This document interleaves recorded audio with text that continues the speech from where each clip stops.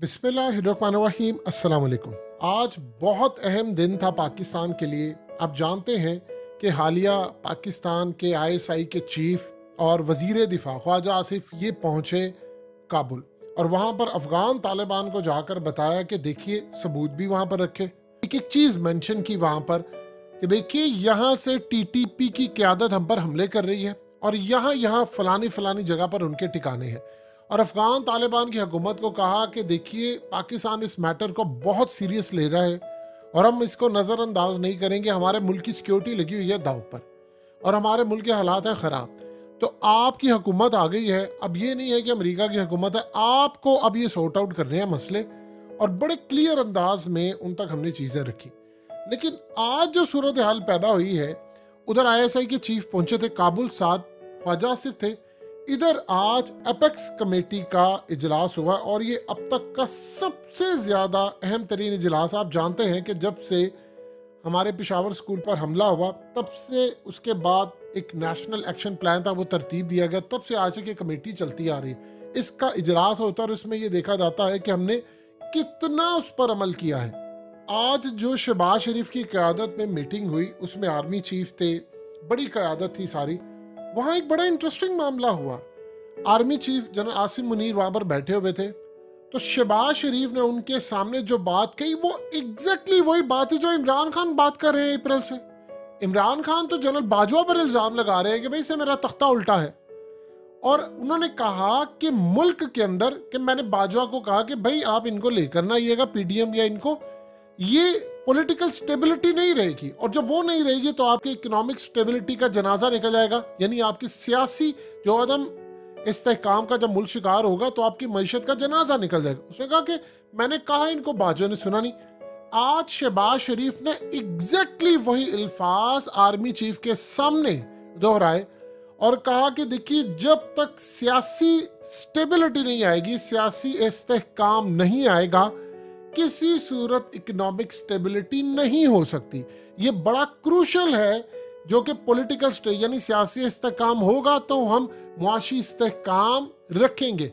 ये असल में जितनी बुरी मीटिंग हुई थी उसके अंदर जाहिर सी बात है फैसला किया गया दहशत गर्दों की कमर तोड़नी है, उनको हमने छोड़ना नहीं है, क्योंकि आईएसआई चीफ भी गए थे साथ वजीर दिफा। लेकिन शहबाज शरीफ ने जो मेन पॉइंट था वो उसमें रखा और उन्होंने पीटीआई का नाम नहीं लिया और साथ कहा जी एक जमात या एक सेक्शन जो है वो अप्रैल से सड़कों पर है, धरने हैं। जबकि नवाज शरीफ ने तो इमरान खान को बुलाया था मीटिंग के दौर, कहा था सब बैठकर मसले हल करें और ये वो, देखिए अभी तक ये।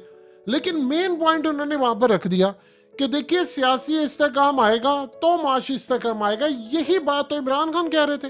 देखिए सारी बातें आप जितनी मर्जी आप कह ले, आपको हजार इख्तलाफ हो सकते हैं शहबाज शरीफ से, हम सबको है, उनको लाया जिस तरह गया, जिस तरह बाजवा ने उनकी मदद की। लेकिन ये पॉइंट बिल्कुल शहबाज शरीफ का ठीक था और जाहिर सी बात है इस बात को सबसे ज्यादा अगर कोई समझता होगा तो वो शहबाज शरीफ ही समझ रहे। उसकी वजह यह है कि देखिए इस वक्त हालात ये है कि सियासी अदम इस्तेहकाम का शिकार है तो सबसे ज्यादा नजरा तो शहबाज शरीफ पर पड़ रहा है। यानी आप अंदाजा कीजिए कि हालिया एक सर्वे आया था, 2 सर्वे बल्कि, एक में बताया गया कि मुल्क के सिर्फ 4% लोग शहबाज शरीफ को पसंद करते, 96% नहीं करते। यानी 96% उसको नफरत करते, नापसंद करते।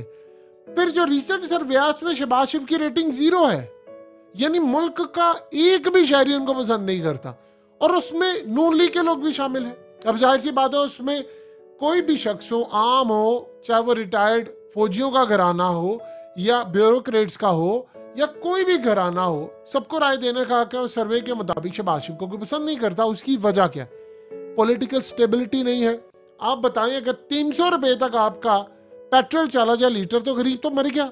यानी आप सोचिए आप किसी के घर में जा रहे हैं, यार चलो किसी से मिलने के लिए जाते हैं, आपके पास गाड़ी है, आपका पेट्रोल लग गया आने जाने का 1500-2000 रुपया। आपने किसी के घर जाना है, महंगाई, खाना पीना वो जो 1000 में आता था वो 3-4 हज़ार में आता है। आप किसी के घर जा रहे हैं तो सिंपली आप किसी से मिलने के लिए जा रहे हैं तो आपको 6-7 हज़ार रुपया आपने खर्च कर दिया, 5,000-6,000 खर्च कर दिया। उसके बाद अगले बंदे ने आपको कुछ खिलाना, उस बेचारे का भी 4-5 हज़ार खर्च हो गया। यानी ये आम मिडिल क्लास या लोअर मिडिल क्लास की ये हालत है। तो आप बताएं कि अपने घर चलाएगा या ये काम करता फिरेगा? लोगों ने एक दूसरे की तरह आना जाना छोड़ दिया। जिस पॉइंट के ऊपर इमरान खान ने जिस पॉइंट पर इमरान खान ने तवज्जो दिलाई है वो सबसे अहम है कि पूरे मुल्क में लड़ाइयां हो रही है, घरों में तलाकें बढ़ रही हैं, लोग नफरत करें। अब आप बताइए वो बेचारा एक मर्द वो घर कमाने के लिए क्या कुछ कर रहा है। वो बेचारी अगर जो एक वर्किंग वुमन है वो बेचारी अपने बच्चों को भी पाल रही है, फैमिली भी चला रही है, ये जॉब भी कर रही है। इवन के देखिए सरकारी मुलाजमीन में ऐसे बहुत सारे लोग हैं जो रिश्वत नहीं लेते। आप उनसे जाकर हाल पूछो, उनके दिलों में चीज आती है यार हम रिश्वत ले लें।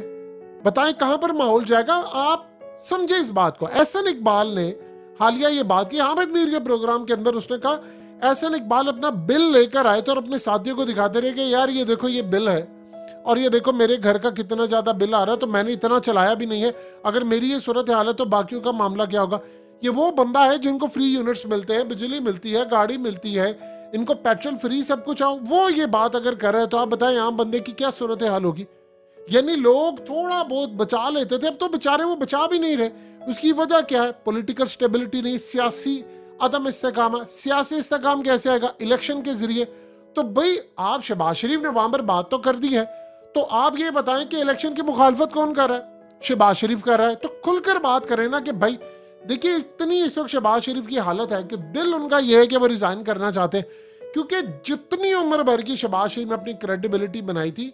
देखिए इस बात को आप अच्छी तरह समझिएगा, 2008 से लेकर 2013 तक जो नून लीग ने इलेक्शन जीता था वो दो चीजों पर जीता था कि जरदारी करप्ट है और पंजाब के अंदर शहबाज शरीफ की परफॉर्मेंस है। ये दो चीजों पर उसने इलेक्शन जीता था और इसी बेस के ऊपर शहबाज शरीफ पंजाब के अंदर दोबारा इलेक्ट हुआ था और उसके बाद भी नवाज शरीफ इलेक्ट हुआ।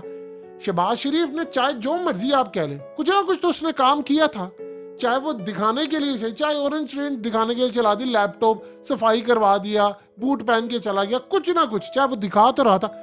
अब तो उसके बाद दिखाने के लिए भी कुछ नहीं है। उम्र भर के लिए शहबाज शरीफ की क्रेडिबिलिटी डाउन है और भतीजी उसको कैश करवा रही है और वो कह रही है जी हमारी हुकूमत ही नहीं। हुकूमत तो तब होगी जब नवाज शरीफ आएगा। यानी उसने अपने चचा को डिसऑन कर दिया है। वो किसी को पता है वो आपका फॉर्मर चीफ मिनिस्टर पंजाब, वजीर आला पंजाब हमजा शहबाज किधर है? कुछ पता है आपको? वो मंजरनामे से वैसे ही गायब है, उसको पता ही कुछ नहीं है कि करना क्या, क्या सूरत हाल है। ये जो मामला इस वक्त चल रहा है, शहबाज शरीफ के मुंह से सच निकल गया है। वो आर्मी चीफ के सामने भी उसने इतराफ कर लिया कि भाई जब तक सियासी इस्तेकाम नहीं होगा, इकोनॉमिक इस्तेकाम नहीं हो सकता। यही बात तो इमरान खान कह रहा था।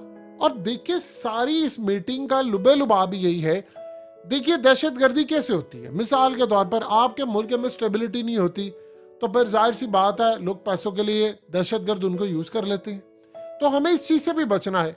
अब बॉर्डर पर जो हमारा बेचारा एक सिपाही खड़ा हुआ है या पुलिस वाले हमारे जो बेचारे यहाँ पर है या रेस्क्यू वाले हैं, आप बताएं कि रेस्क्यू वाले ने क्या करप्शन करनी है? आप जरा एक बात तो बताएं। पुलिस वाले की तो जो समझ आती है, जो हमारा बॉर्डर पर खड़ा हुआ है या मुल्क के अंदर है, वो बेचारा 45 डिग्री में भी खड़ा होता है, -1 में भी, उस बेचारे ने क्या करप्शन करनी है? जो हमारे फौज के बैठे हुए हैं बेचारे वहां पर बॉर्डर पर आपकी और हमारी ड्यूटियां दे रहे हैं, तो हमें उनका भी तो ख्याल रखना है कि वो अपनी फैमिली से भी दूर है। रेस्क्यू वालों को आप देखिए, उन बेचारों के पास फैसिलिटीज नहीं है। तो महंगाई कम होगी, अगर महंगाई बढ़ती है तो उससे फौज भी मुतासिर होती है, उससे आम बंदा भी मुतासिर होता है और बिजनेसमैन भी मुतासिर होता है। तो हमें इन चीजों को कम करना। शहबाज शरीफ के मुंह से तो सच निकल गया है।